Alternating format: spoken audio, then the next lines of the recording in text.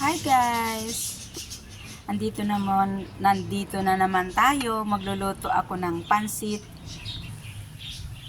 Magluluto tayo guys ng pansit bihon. Yan po yung bihon natin.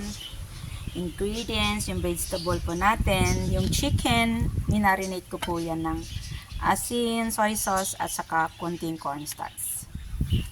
Ito rin yung seasoning natin. Salt, light soy sauce at saka dark soy sauce with Knorr cubes. Guys, hindi ako gumagamit ng betsin o kaya magic sarap sa aking mga niluluto. Yan guys, magluluto na tayo. Ito po, sinindihan ko na. Magigisa na po tayo.